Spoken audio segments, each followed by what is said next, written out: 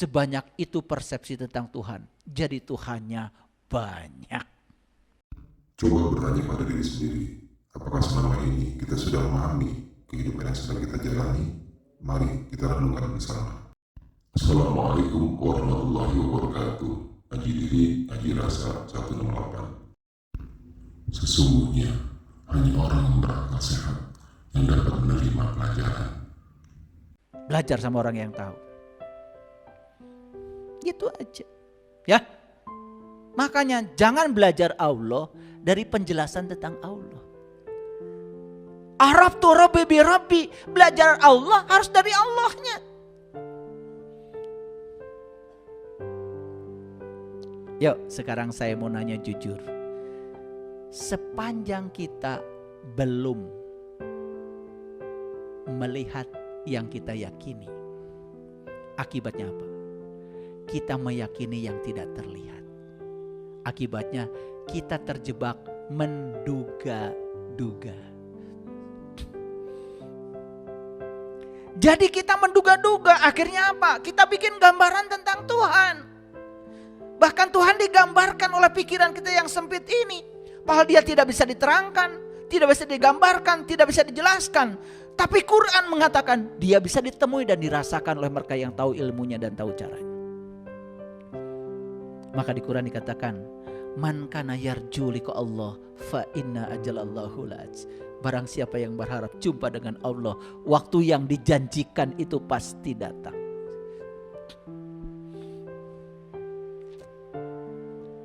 Jadi dalam konteks iman, judul ini menjadi dalam.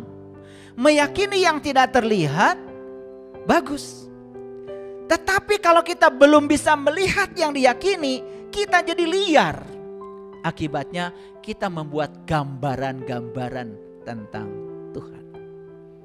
Selama ini kita menganggap Allah berada sangat jauh sehingga harus dicari kemana-mana.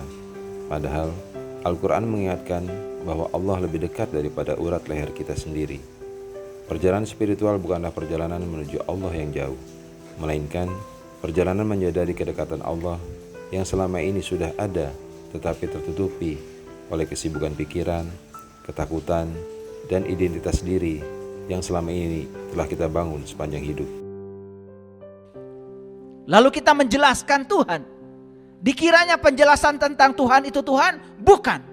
Itu adalah persepsi dia, persepsi pikiran dia tentang Tuhan. Akibatnya apa? Sebanyak kepala, sebanyak itu persepsi tentang Tuhan.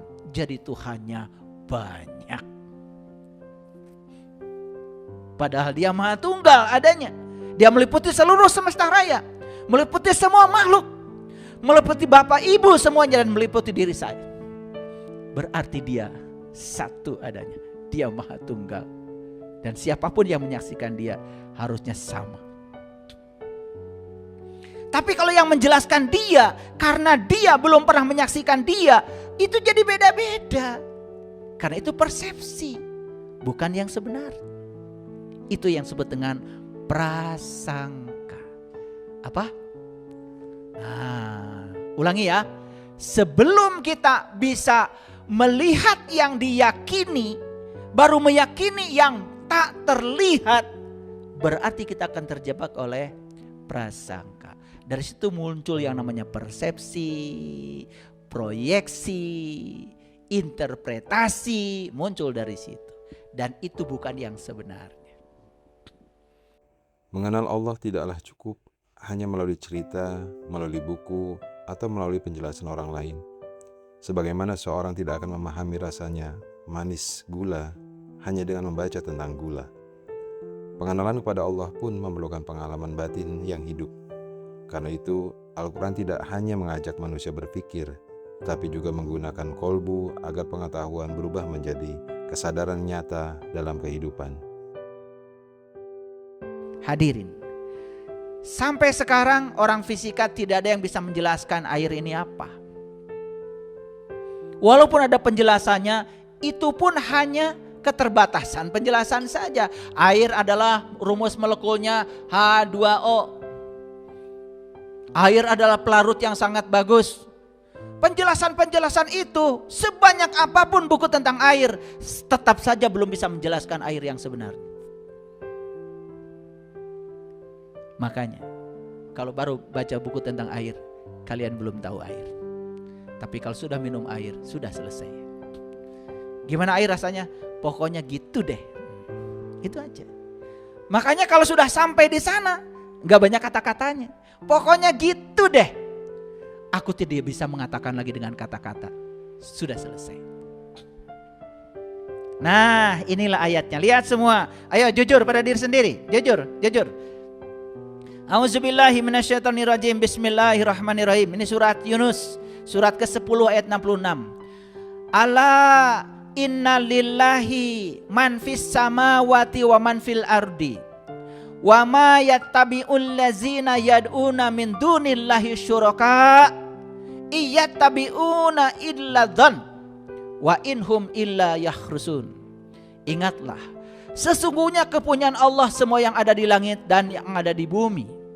Dan orang-orang yang menyeru sekutu-sekutu selain Allah tidaklah mengikuti Allah. Terdapat perbedaan yang jelas antara mengetahui dan mengalami. Banyak orang menganggap bahwa mereka mengetahui tentang Allah, tetapi belum tentu merasakan keberadaannya dalam kehidupan sehari-hari. Sebagaimana air harus diminum untuk diketahui rasanya. Kesadaran akan Allah pun perlu dialami secara langsung, sehingga menjadi keterhubungan yang hidup di dalam kolbu. Hadirin, sepanjang kita tidak tahu dan kenal kepada Allah, sepanjang itu pula yang diseru oleh kita adalah sekutu-sekutunya selain Allah. Persepsi, penjelasan, interpretasi, itu semua adalah sekutu dan tidak akan bisa menolong. Dan mereka yang menyuruh sekutu-sekutu selain Allah, kata ayat ini, tidaklah dia mengikuti Allah, perasaan saja dia mengikuti. Makanya ketika sholat Allahu Akbar, merasa sudah menyembah Allah, padahal tidak mengingat Allah sama sekali.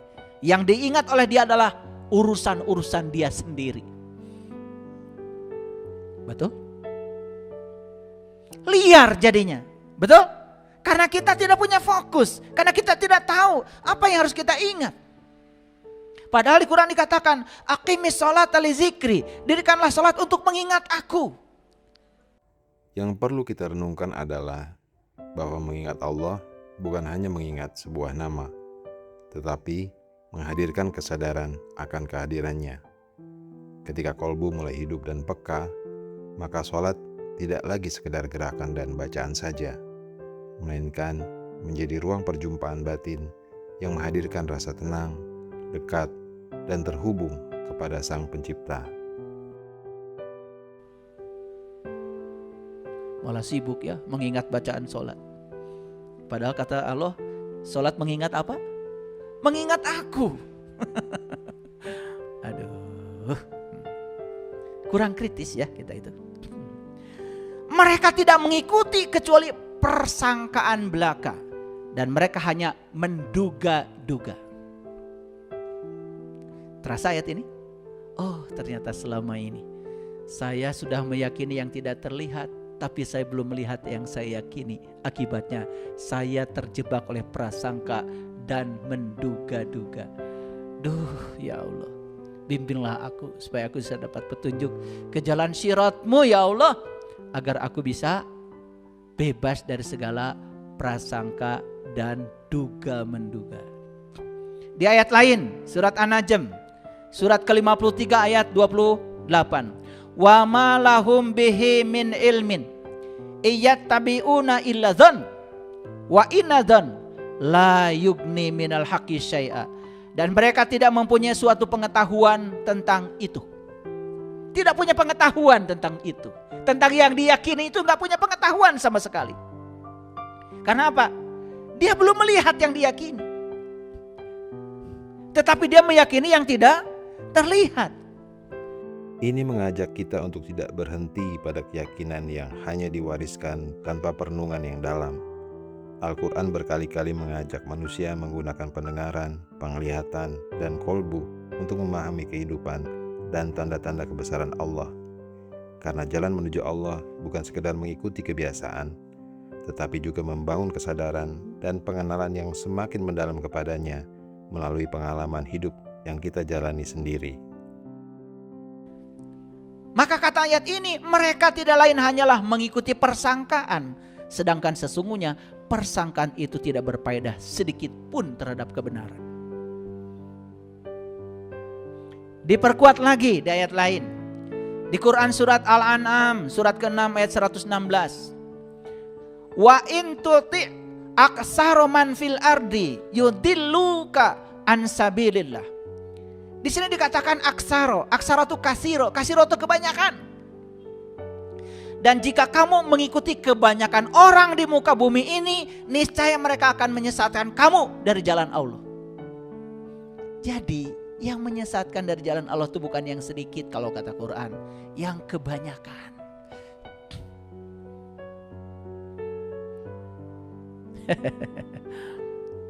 Paham ya?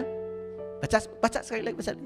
Dan jika kamu menuruti kebanyakan orang yang di muka bumi ini, niscaya mereka akan menyesatkan kamu dari jalan Allah.